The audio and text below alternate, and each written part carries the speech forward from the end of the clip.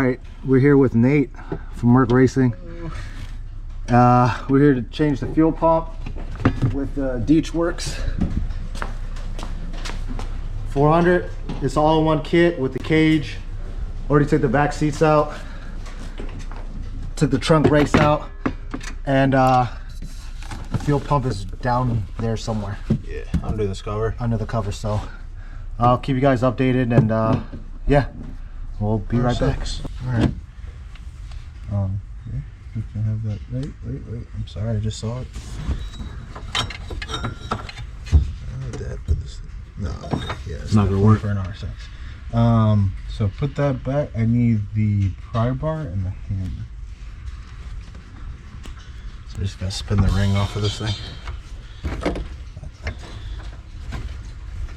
So we're almost there. Almost. Pull this thing off, take a look, see if there's anything obvious, and if not, we just assume that the pump died, or I can bench test it in a minute. Yeah. So I think we've been working at this for what, 10-15 minutes? Yeah, not too long. It's not too long. It's not too bad.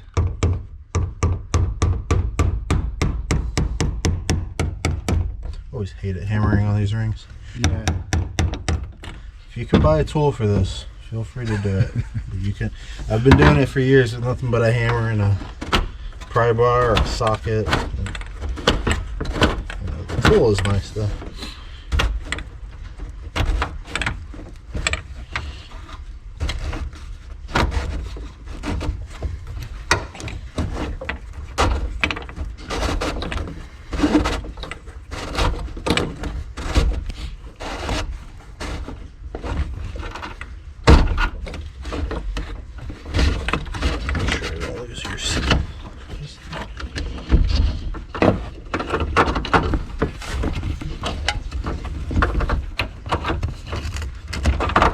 Fittings getting in the way.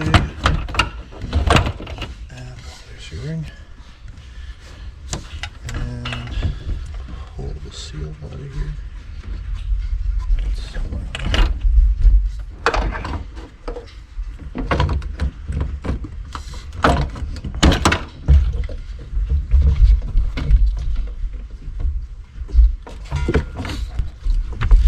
And you want to be ready to receive this?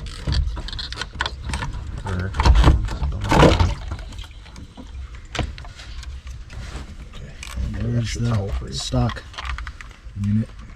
Stock assembly, aftermarket pump. Oh shit, fuel smell.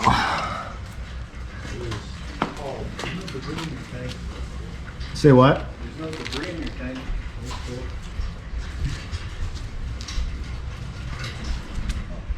Actually, I'll modify it so I'm getting out of here. Alright guys, be back. Alright, we got the two pump assemblies. So what do you see the most obvious difference between the two? What makes this one a plug and play, and why can we use why do we have to switch the cage for a bigger pump? So the biggest thing with the cage is that on the OEM unit here, you have this big circle that you pull out. I can pull it apart if you want later, but yeah. Basically that only fits a certain size pump diameter for like the body. Yeah. So I've seen guys like trim the inside or like sand it down to get the fit. Because usually, you know, I come from a lot of RSX and EP3 guys, so we use like a DW, or not DW, Walbro 450. Yeah. And that'll just drop in an RSX cage because there's no, you know, housing for it to fit inside of. Yeah. This one is just a little too big, so a lot of people are looking for plug and play, right? So, you know, it was better for them to just create a whole new cage. Yeah. Rather than just modifying stock pieces, but this is still a good solution. Yeah, I know this was what, like $400 or $500. Yeah, 400 so some change. Yeah, it's a bit expensive, but it's done. Yeah, you know, you don't have to do anything. In our case, I have to change this fitting out, but yeah, that's just our case. If you're building stuff from scratch, just go -6, or if you want -8, go with an adapter for here. I know they sell a fuel line kit, so that can make that even easier for you if you need it. Yep. This is drop in, very little worries. This is some modification, some drilling, a little bit of cutting. Nothing too crazy that you wouldn't be able to do if you're already at this point, but you know, just time, no time. Yeah, yeah.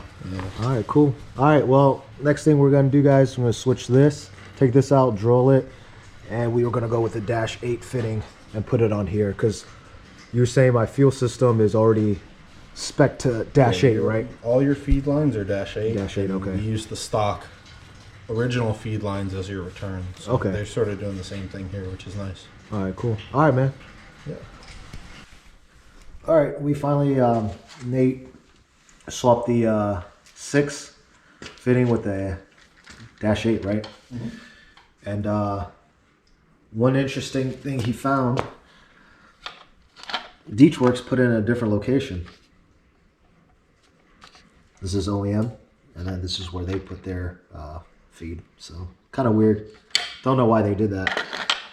Any ideas? Not really. I mean, just I guess, you know, your stock fuel line, right, feeds this way, so their piece sort of goes sideways, which is nice for them. But yeah.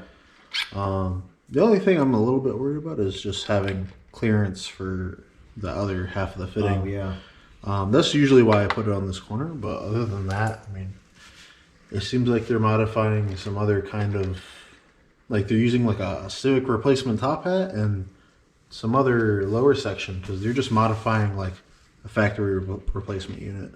Yeah. But yeah, definitely pretty interesting. They got some 3D printed parts down here. Just something to hold the pump center. But you can sort of see the resemblance between the two. All right. All right, let's put it in, I guess. Yep.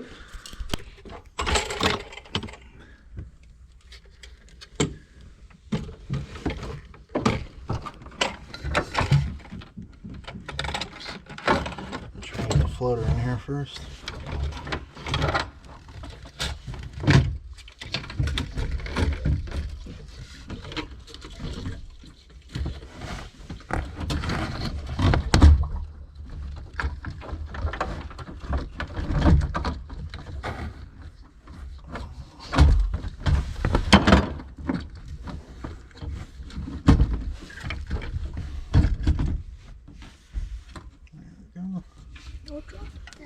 That piece.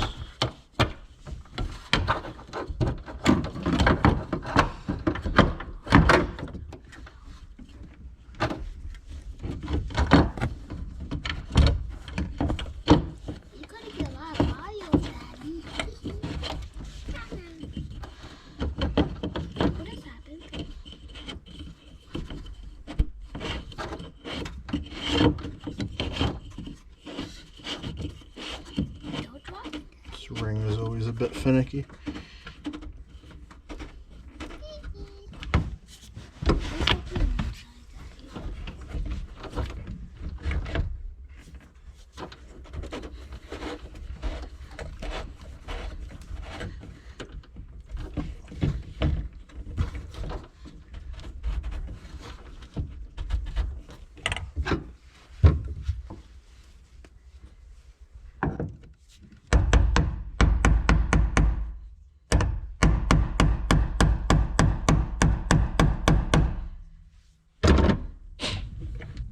What's going on, everybody? Fuel pump is just swapped, completed. Big shout out to Nate at MercRacing for coming up here and swapping that out for me. And we concluded that none of the connections were messed up, none of that. It was a dead pump. So I've read online a lot of different places and saw a couple of YouTube videos where if you're on the 300 type flow rating, whatever, fuel pump, the DW tends to die from what I've seen. People usually go with the Walbro 255 or the AM or whatever equivalent.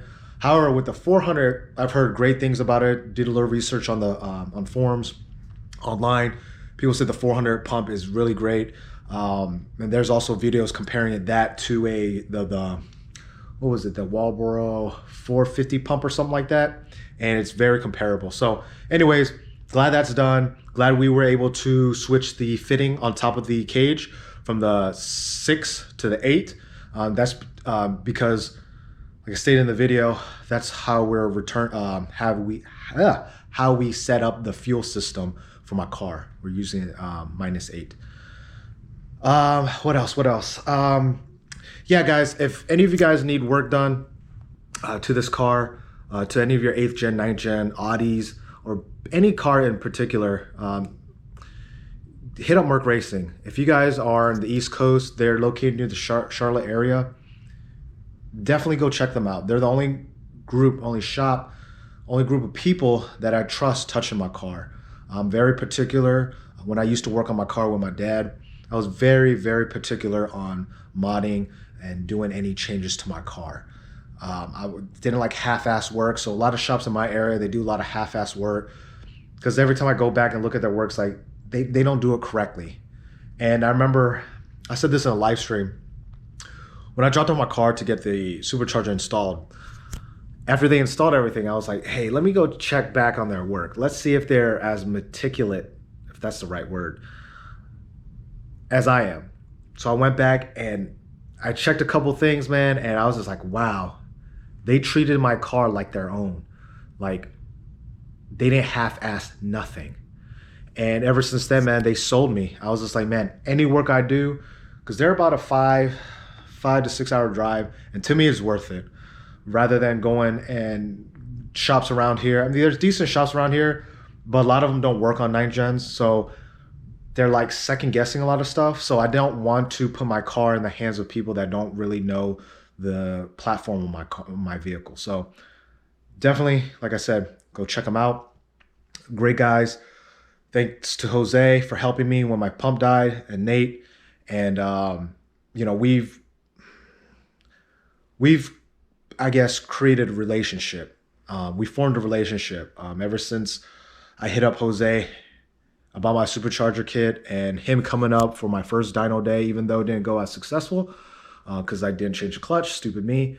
But Jose's been there and he's helped me throughout the way, and Nate's been there, and you know, he's put a lot of work into my car, and I really appreciate them too. And big shout out to MercRacing. But anyways, guys, it's getting late. I'm probably going to upload this the same day. Maybe, depends. I'll put everything together. This might be the same day. I might just go upstairs and upload everything and just boom, send it up. But anyways, guys, I gotta have to data log my car tomorrow and send some data logs to my tuner, Derek, and hopefully he could tweak a couple things, because I know with the 300 fuel pump, I was running lean up top. Now with the 400, I know it's gonna be running rich, so he's gonna tweak a little things for me. And I thought about maybe changing the crank pulley, or not the crank pulley, the supercharger pulley, push more boost, but I got big things coming up, so I'm not gonna do that just yet.